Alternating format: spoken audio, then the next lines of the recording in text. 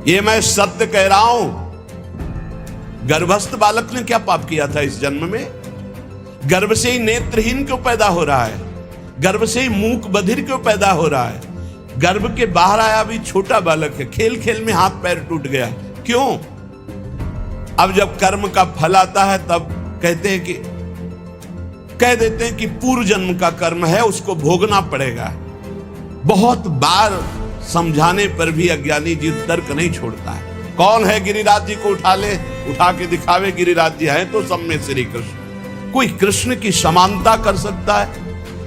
ये जो तर्क करने वाले लोग तार्किक हैं, ऐसे लोगों को करोड़ों शत्रुओं के समान मानकर त्याग देना चाहिए।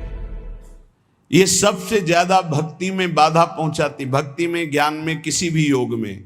गीता जी में भगवान ने कहा है, ज्ञानियों का नित्य बैरी है काम, कभी ना घाने वाला महापापात्मा, इसको मार डालो अर्जुन। जो भगवत मार्ग में चलते हैं, बहुत ये गूढ़ विषय है। यहां सावधान किया है कि जो लोग रास के महामहिम स्वरूप को ना जान करके और बहुत सी स्त्रियों के साथ तुच्छ व्यवहार करते हैं, इनको घोर नरक की प्राप्ति होती है। पूज्य भाई जी से हनुमान प्रसाद पोद्दार जी महान भाव में डूबे हुए, जो राधा बाबा जैसे सन्यासी को भी प्रेम रंग में रंग दिया और जिनकी कलम ने लाखों को भगवत प्राप्ति करा दी, वो बोल रहे हैं, ये मैं सत्य कह रहा हूं। सारा संसार परमात्मा स्वरूप है, इसमें मुझे कोई संशय नहीं है।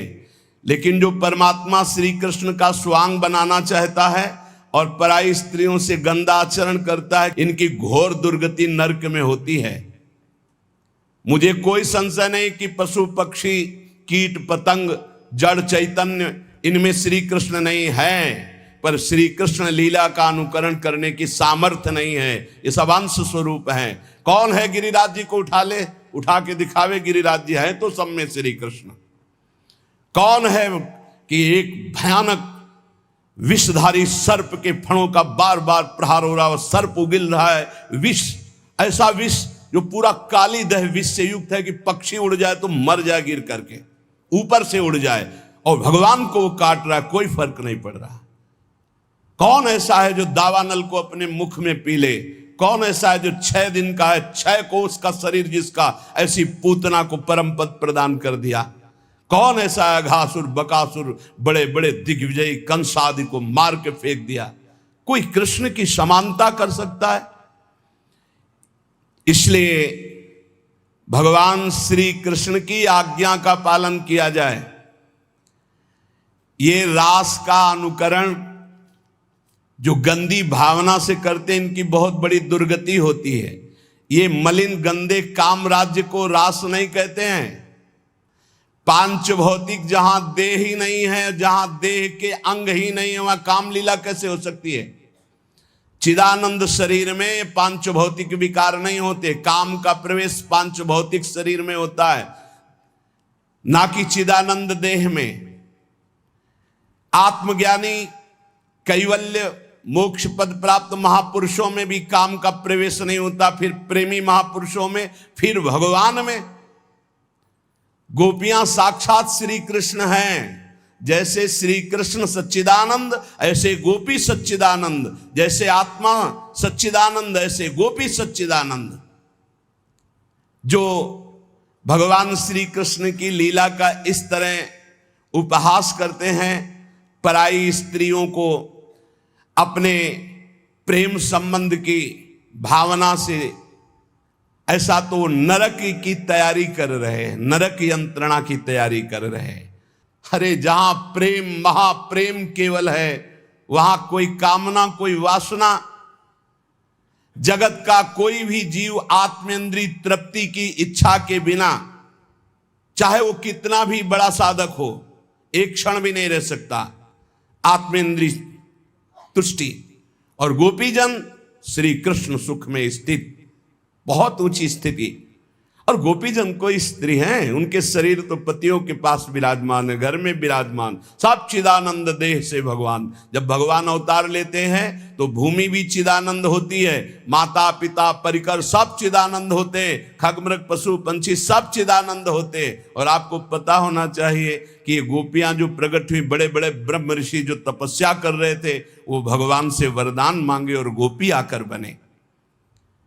जो इस लोक में इस महान परम पावन भक्ति का दुरुपयोग करते हैं, वो परलोक में नरक की यंत्रणा, इस लोक में निंदा भय क्लेश कष्ट प्राप्त करते हैं।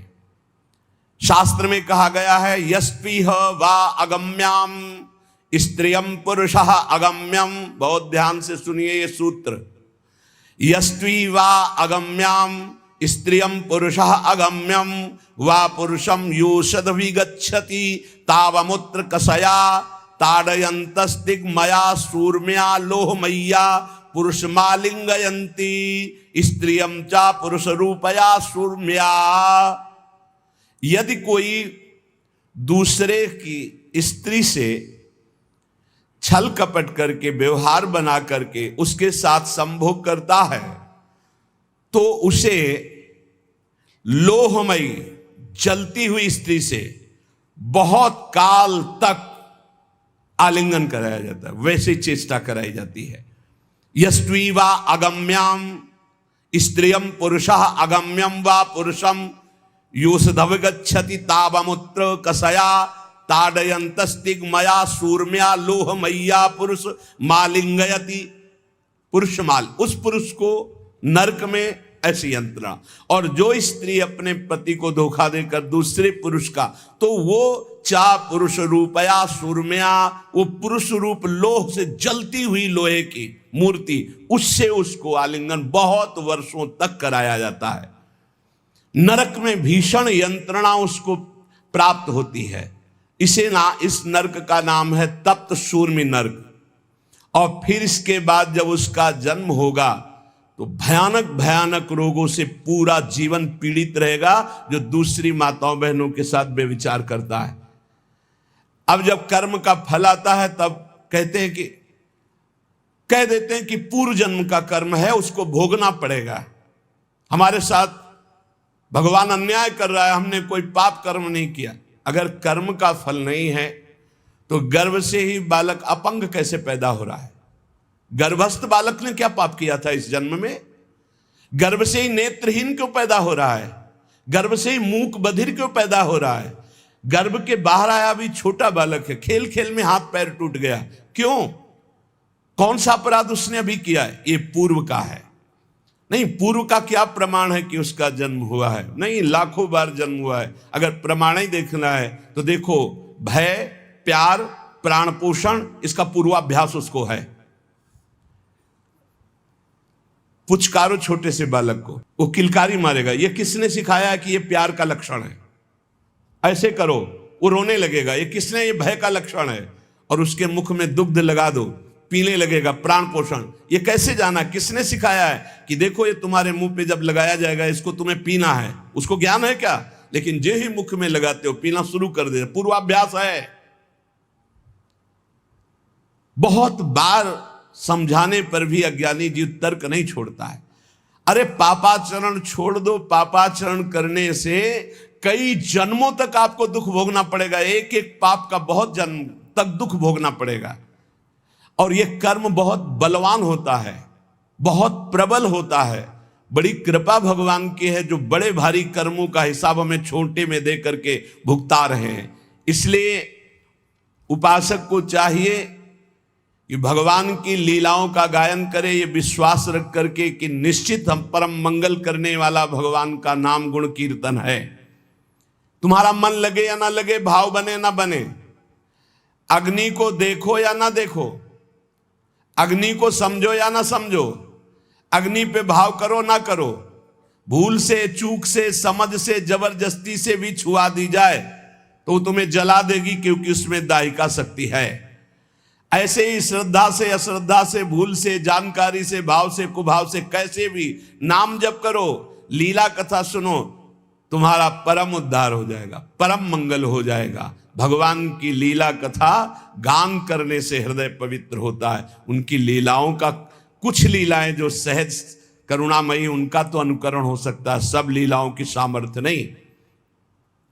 जब बहुत जन्मों के पुण्य एकत्रित होते तब भगवान के प्रेमी संत जनों का संग मिलता है, उसमें भगवत कथा सुनने को मिलती है, सिद्धांत सुनने को मिलते हैं।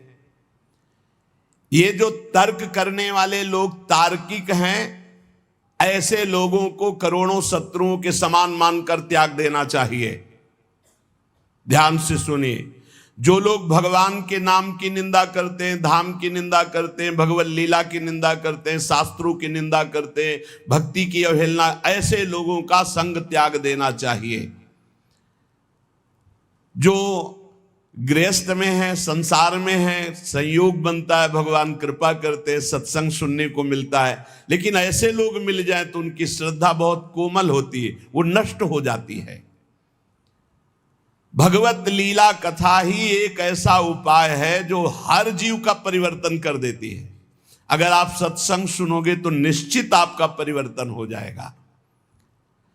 जब सत्संग सुनने का समय आवे, अवसर मिले, तो अपने कान बिल्कुल एकाग्र करके लगा देने चाहिए, कोई शब्द नहीं छूटना चाहिए, हर शब्द सुने खूब आनंदित होकर। या तो हम हाथ में माला है इसलिए कि तुम्हारा मन न भगे, और कान सत्संग में है, जहां मन भगने लगे तो बीच में चलाने लगे राधा राधा राधा राधा। और अगर आप एकाग्र श्रोता हैं तो फिर माला की जरूरत नहीं है, एकाग्र दृष्टि वक्ता के मुख पर और निकले हुए शब्द को स्वाति की तरह पान करो। सारी बाधाएं सत्संग नष्ट करने में समर्थ है, सारी बाधाएं अध्यात्म की, व्यवहार की, सब नष्ट हो जाएंगी। सत्संग की धारा जहां अंतर पहुंचती है तो जन्म जन्मांतर के कूड़ा करकट ये सब बहा देती है। कितने ऐसे हजारों लोग हैं जो सत्संग के प्रभाव से अपने जीवन की गंदी बातों का त्याग कर और उत्तम मार्ग में चल पड़े। आग जलाकर भस्म का ढेर छोड़ देती है, पर सत्संग वो बाढ़ है कि राख भी नहीं छोड़ती, सब बहा ले जाती है। अर्थात वासना, कामना, पापाचरण का चिन्ह भी नहीं रह जाता यदि सत्संग रोज सुने और मनन करे तो। श्री कृष्ण का प्रेम साम्राज्य प्राप्त हो जाता है सत्संगी को। जहां श्रोता के मन में वक्ता की परीक्षा लेने की बात आती है, ये देखे चल के कैसा ज्ञान है इनको, तर्क करने की बात आती, विवाद करने की बात आती, उन श्रोताओं को विशेष लाभ नहीं मिलता। जो केवल रस पीने की इच्छा, क्या भगवत चर्चा का रस है, आहा आनंद, आज तो सौभाग्य हो गया कि हमें सत्संग सुनने को मिला। ये परिवार, रुपया, पैसा, नाना प्रकार की भोग सामग्री, पद तो सबको मिल रहे हैं, पापियों के पास भी है। सुतदाराधन लक्ष्मी पापियों के घर हो, संत समागम हरि कथा तुलसी दुर्लभ दोय। कथा ये भगवान की ऐसी महामहिमामयी है कि सुनने मात्र से भगवत प्राप्ति करा देती है। देखो, बड़े याज्ञिक और विद्वान हैं, वेदज्ञ हैं मथुरा के ब्राह्मण, लेकिन इनको भगवत दर्शन नहीं हुआ। और उनकी पत्नियां केवल भगवत चर्चा सुनती हैं, वृंदावन से मालिनी पुष्प लेके जाते। आज ठाकुर जी ने ऐसा श्रृंगार किया था, आज लाल बिहारी ने उस असुर का वध किया। सुन सुन करके इतनी प्रबल लालसा जागृत हुई कि वो भोग लेकर के सीधे भगवान को पवाया और दर्शन प्राप्त किया। रत्नावती जी ने और कभी कोई साधना नहीं की थी, केवल दासी ने भगवत चर्चा सुनाई। तो भगवत चर्चा सुनते सुनते ऐसी महान की भक्त भूप उनको कहा श्री नाभाजी ने। ये अंतरंग लीला में प्रवेश, जब बाहर सुनते सुनते तो अंतरंग लीला में सीधे प्रवेश सत्संग करा देता है। भगवान की लीला कथा ऐसी है कि अगर कानों में शब्द पहुंच जाए तो पाप और ताप दोनों का नाश कर देती है। पर जो श्री कृष्ण के भक्त हैं, प्रेमी हैं, उन्हीं के मुख से सुनने पर यह परिवर्तन होता है, अन्यथा नहीं। यहां पूज्य भाई जी महाराज कह रहे कि ऐसा लीला कथा का प्रभाव कि सीधे भगवत प्राप्ति। तो जो श्री कृष्ण के भक्त हैं, प्रेमी हैं, जो रुपया के भक्त नहीं, मान प्रतिष्ठा के भक्त नहीं, व्यवहार के भक्त नहीं, केवल परमार्थ के भक्त हैं, उनको ये वाणी में उनमें प्रवीणता होती है, यह सामर्थ्य होती है कि जीव के स्वभाव का परिवर्तन मर्दन करके उसमें भागवतिक स्वभाव प्रकाशित कर देना। जब कोई श्री कृष्ण भक्त, श्री कृष्ण प्रेमी भगवत चर्चा करता है तो अहोभाग्य, बड़ा सौभाग्य उसका जिसको सुनने को मिलता है। तब उसके पाप ताप सब भस्म हो जाते हैं, क्योंकि उनकी वाणी श्री कृष्ण से जुड़ी हुई है, उनका चित्त श्री कृष्ण से जुड़ा हुआ है। अतएव जो शब्द उच्चारण करते हैं उसमें श्री कृष्ण की सामर्थ्य होती है और जीव का परिवर्तन कर देती है। ज्ञान योग से भगवान को ब्रह्म समझकर भजने वाले संसार से मुक्त होना चाहते हैं। अष्टांग योग वाले समाधि में स्थित होकर परमात्मा की दिव्य सिद्धियां और ज्योति दर्शन पाना चाहते हैं। ऐश्वर्य ज्ञान युक्त भक्त लोग सामीप्य, सायुज्य आदि मोक्ष चाहते हैं। ये सब आत्महित चाहते हैं। लेकिन सत्संगी श्री कृष्ण प्रेम चाहता है। इसीलिए कहा, तात स्वर्ग अपवर्ग सुख धरी तुलाए कंग, तूल न ताय सकल मिल जो सुख लव सत्संग। सत्संग सीधे भगवत प्रेम, सत्संगी सीधे भगवत प्रेम चाहता है। श्री कृष्ण के साथ, प्रभु के साथ ममता हो जाना, ये सबसे बड़ी बात है। और उस ममता का स्वरूप प्राण वल्लभ श्री कृष्ण, प्राण वल्लभ, प्राणों से भी अधिक प्रीतम हमारे प्यारे हैं। प्राण देना पड़े तो ऐसे पुष्प की तरह दे दे। अपने सारे सुखों को भूलकर अपने प्यारे के सुख में मगन होना, इसे प्रेम कहते हैं। ढूंढो अपने हृदय में कहां प्रेम है। या अपने सुख के लिए प्यारे से प्यार करना कि मुझे सुख मिलता है, लेकिन प्यारे के सुख के लिए अपने सारे सुखों को भूलकर, ये अनुराग है। अपने सुख दुख की परवाह नहीं, प्यारे की इच्छा में इच्छा मिलाकर उनकी आज्ञा पालन करना। ये दुष्ट स्वभाव वाले नहीं समझेंगे ये बात। उनको अपनी वासनाओं की पूर्ति चाहिए, अपनी इच्छा की पूर्ति चाहिए, नहीं समझेंगे। सत्संग का रंग जब चढ़ेगा तो अपने सुख दुख की परवाह भूलकर अपने प्यारे की आज्ञा में चलना, प्यारे की इच्छा पूर्ति करने की भावना रखना, भगवान की कृपा से हो जाएगा। ये ऐसा भाव हो जाएगा। है दुर्लभ, बड़ा कठिन भाव है, सुसुख वांछा का त्याग करके तत्सुख। पर कृपा शक्ति में इतना महान बल है कि जितनी भगवान की शक्तियां वो सब कृपा शक्ति का अनुसरण करती है। भाई जी महाराज कह, इसलिए तुम हर समय कृपा मनाओ कि मेरे ऊपर लाडली जी की बहुत कृपा है। जो कृपा शक्ति का आश्रय ले लेता तो कृपा शक्ति का अनुसरण भगवान की अनंत शक्तियां करती है। यहां तक कि कृपा शक्ति इतनी बलवान है कि भगवान को भी अधीन करवा देती है। कृपा से ही इतनी कृपा है कि भगवान को भी अधीन करा देती है। भगवान बंधन स्वीकार कर लेते हैं भक्त का कृपा से। इसलिए भगवान की जितनी कृपा मनाते रहोगे उतना ही आपको अनुभव होता रहेगा कि आपकी अध्यात्म उन्नति हो रही। बहुत बड़ा ये शब्द है कृपा। इसका परिचय साधना में, जब अहम ग्रह साधना थी तब परिचय नहीं था। कृपा बहुत बड़ा, कृपा से सब कुछ हो जाता है, सब कुछ कृपा से हो जाता है। बस हर समय अनुभव करते रहो। श्रीमद् भागवत में लिखा है कि श्लोक में अर्थ है उसका ये है कि जो हर समय भगवान की कृपा मनाता रहता है, जो दुख सुख आता है उसे भोग लेता है, और भगवान की स्मरण में तन्मय रहता, कृपा मनाते, बड़ी कृपा, दुख आया तो बड़ी कृपा, सुख आया तो बड़ी कृपा, विपत्ति आई तो बड़ी कृपा, संपत्ति आई तो बड़ी कृपा। तो वो भगवान को ऐसे प्राप्त हो जाता है जैसे पिता की प्रॉपर्टी पर पुत्र का स्वयं अधिकार हो जाता है, ऐसे भगवत प्राप्त हो जाता है।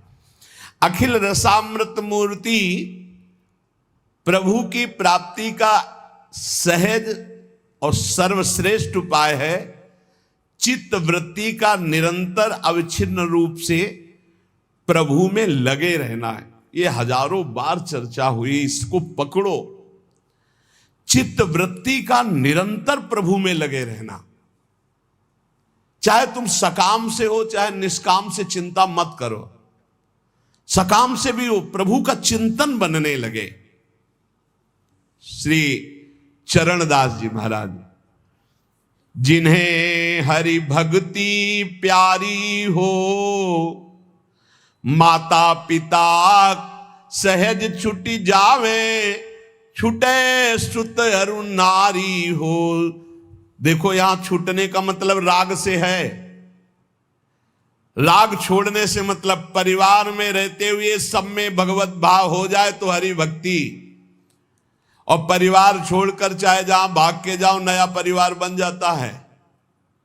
अगर राग है तो शिष्य राग से भी दुर्गति हो जाएगी, शिष्य राग से भी दुर्गति हो जाएगी। एक सिद्ध संत जा रहे थे, उनके साथ कई शिष्य थे, तो एक केचुआ, केचुआ समझते हैं ना, जो मिट्टी खाता है, बहुत कोमल शरीर वाला होता है, और लाल चींटी उसमें लाखों चिपटी हुई थी।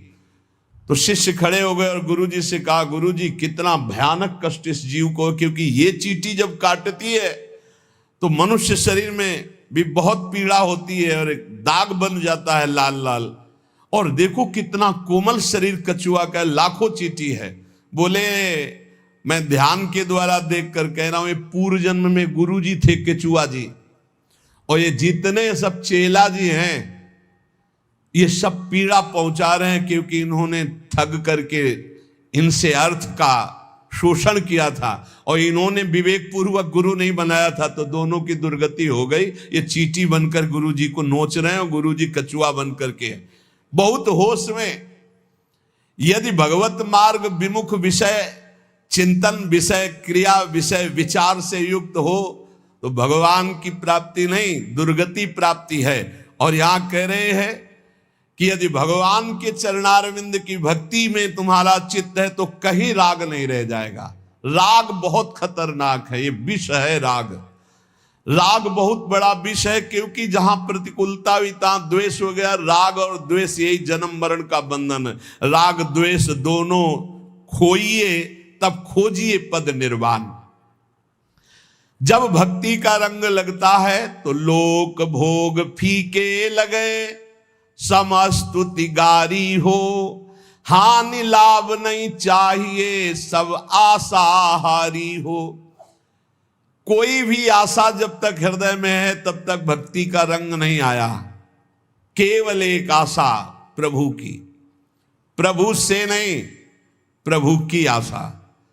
प्रभु से आशा भोगों की नहीं, प्रभु से आशा कल्याण की भी नहीं, केवल प्रभु की आशा। तब प्रेम लक्षणा भक्ति। ना हानि की परवाह है, ना लाभ का सुख है, ना किसी लोक के भोग की आशा है। जग सुमुख मोरे रहे, करे मुरारी ध्यान हो, जित मनुआ लागो रहे, भय घट उजियारी हो। गुरु सुखदेव बताइया, प्रेमी गति भारी हो, चरण दास चारों वेद सु, और कछु न्यारी हो। मन मारे तन बस करे, साधे सकल शरीर, फिकर फारी कफनी करे, ताको नाम फकीर। वही भक्त है, कोई फिक्र नहीं, कोई चिंता नहीं। श्री गुरुदेव के बताए हुए मार्ग पर चलकर निरंतर भगवत आराधना में तन्मय है। मनुष्य जीवन का परम लाभ उत्तम प्रेम लक्षणा भक्ति। उत्तम प्रेम लक्षणा भक्ति का सरल शब्दों में निरंतर अपने प्रभु में चित्त जोड़े रहना। जैसे बने वैसे कर लो। गा के, रो के, हंस के, जैसे बने वैसे चित्त को प्रभु में जोड़े रहो, यही सर्वोपरि साधना है। और गृहस्थ में हो तो अपनी पत्नी से केवल भाव, वो भी संयम पूर्वक। और भगवान की प्राप्ति के लिए सबसे ज्यादा दुश्मन है ये काम भाव, बस इसी से लड़ना है, सब इसी से मिट जाएंगे। इसीलिए पहले रखा है काम, काम क्रोध, फिर लोभ मोह मद मत्सर, ऐसे रखा गया है। पहला मिटा कि सब मिट जाएंगे, पहले काम को मिटाना है। जो भक्ति या ज्ञान या योग में जाना चाहता है, सबसे पहले इस काम को मिटाना है।